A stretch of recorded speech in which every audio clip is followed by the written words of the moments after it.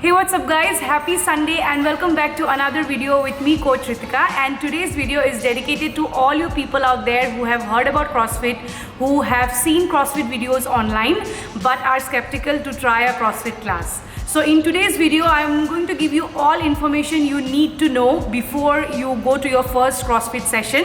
And I have someone special with me today who will answer all these questions for you guys.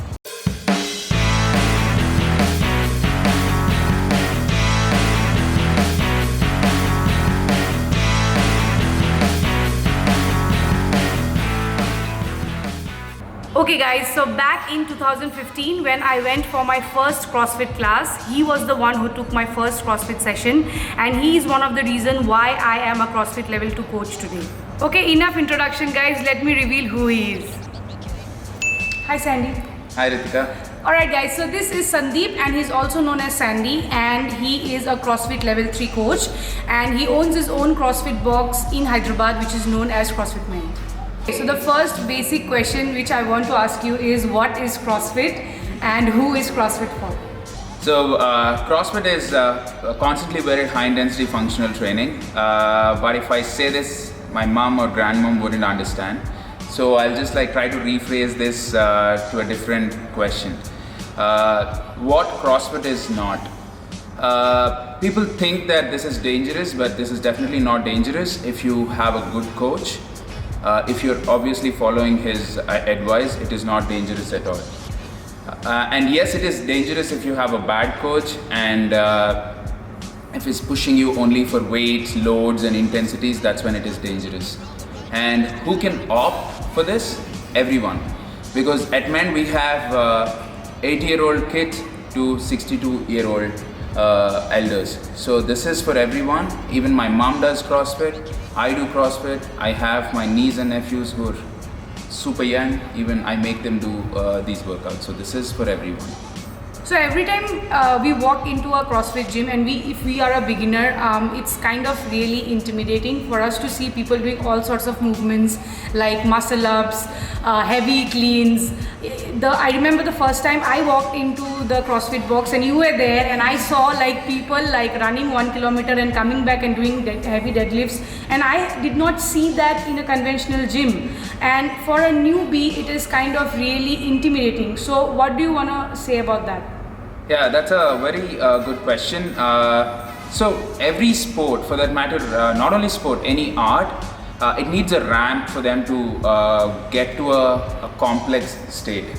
So when I mean complex state, all these fancy movements that you see on your day one, for them to do that, it took a couple of months or years or even more than that. So you don't have to be intimidated because the coaches at any CrossFit gym will break the movements into very simple pieces, and then they'll put all these pieces together to teach you those complex movements. So day one might be intimidating. That's because you don't understand the class structure, the movements are new, the terminology is new. So that could be one of the reasons why it's intimidating. But then the moment you step in, once you understand what the coach is trying to tell you, it makes it less intimidating. Yeah. Okay, so the next question for you is what can a person expect from a CrossFit class and how is a CrossFit class different from anything else? So each CrossFit class is a structured session. The coaches have a lesson plan for them. When I say lesson plan, this includes everything that a person needs before jumping into a rough or intense workout. That means we will plan everything from point A to point B. When I say point A to point B, if I'm teaching you a certain movement, so I have all the drills and cues ready with me to get you to point B. And from point B, we'll push you to point C, which is the main workout of the day. And from point C to point D, which is your cool down. So the structure of the class is this: warm up, and then skill session, which will make you learn all these complex movements, fancy movements, or this is where the workout of the person is scaled down to their level. Scaling means basically customization of the workout to that person's level, and from there we put you through the workout, and then the last piece of the class is your cool down. So how is a CrossFit class different from any other class? First thing is obviously the structured sessions, and the most important thing is the sense of community that we have in our CrossFit box. So the next question for you is, how is a CrossFit community or environment, helps in a person's growth? Sandy, I'm asking you. So this is not what we do in a CrossFit class. We don't use our phones first thing. We're always communicating with others. We're always talking to the coach and getting 100% out of what he's trying to tell. So that's what happens in a CrossFit environment. And yes, community. So we're not only cheering for others, we're actually pushing them to do more work, and we're actually pushing them to get the max potential out of them in a CrossFit session.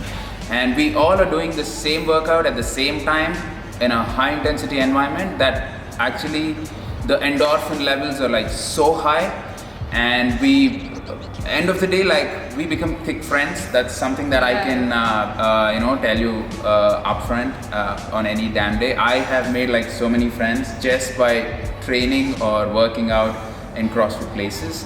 And the most important thing is during the workouts also, the person, whoever finishes the workout last gets the most amount of cheers. I hope you've experienced it before. We all have been there, so that's what happens, and that's the sense of community that we have in CrossFit boxes. Okay, so now let's talk about some of the terms which we CrossFitters use like all the time and the general population has no clue about, okay? The first word is box. What is a box? Box is nothing but gym. Okay, look at the shape of the box. The gym. It's square and it is shed and it's square. So we generally call these as boxes. Yeah. So it's a global term, like they use box for all the CrossFit gyms. Okay, second word, WOD. What is WOD? WOD stands for workout of the day. That's basically the main workout that you have for that day. Okay. RX. RX is, how many of you have seen doctor's prescription? They write RX on their prescription, which basically is a Latin term, which is called as recipe. But then it's nothing but what we plan for that day is what RX is. So if you are doing or performing the movements as we suggest, we give you a tag, RX tag, right next to your name on the leaderboard. So that's RX. Okay, EMOM. EMOM is not e-commerce mom. It's every minute on the minute. Yeah. So if you're doing certain movements on each and every minute, so we call them EMOMs. So that's a different style of workout. AMRAP. AMRAP means as many rounds as possible, generally in certain amount of time. Also as many reps as possible. Yeah, as many rounds or repetitions as possible. Yeah. Okay, I have written it down. I don't remember all the terms now. Okay, what's a PR? PR stands for personal record. So generally, like whenever you lift something heavier than what you have done before, or if you get a better time than your previous attempt. Yeah. So we tell people that you PR'd. That means you did a personal record this time. Yeah. So okay, next one is, what is benchmark WODs? So the girls that we have. Okay, so these benchmark workouts are basically designed by CrossFit HQ, of course. So they have certain names. Most of the workouts are named after girls, and this ex-CEO has. Well, why do you think they named it after the girls? Yeah, and he has his own reasons why he named them after girls. Yeah. You can Google them, you will find the answer. But so all these workouts have a certain amount of repetitions or certain amount of time we should be performing these workouts for. And I think we should do it like to check our fitness level. Time to time we do this WODs to check. The reason why we call these benchmark is we repeat these workouts at regular intervals, say after 1 month, after 2 months or 3 months, whatever. If you are improving your time, that means definitely you're improving in your fitness. And the most important part of CrossFit is measuring, repeating, and observing the data. Yeah. So that we use these benchmark workouts to do this work: observation, measurement, and then repetition. Okay, next one is the same as benchmark WODs, but it's basically hero WODs. Why do you think people do hero WODs in CrossFit? Okay, hero WODs are like just like benchmark workouts, but Yeah. these are at a monster level. I would say the volume of the reps is like so high, and I would say the loads are super high, something like that. Generally, they're long workouts. But then these workouts are again made by the HQ just to honor the fallen heroes of the states. So that's basically there. Most of them are named after the soldiers or policemen or firefighters who have sacrificed their life in one of the events or whatever, war or whatever. Okay, so next one is not really specific to CrossFit, but it's like Tabata. But it's like CrossFitters do it, but like you can see other people doing it as well. What is a Tabata?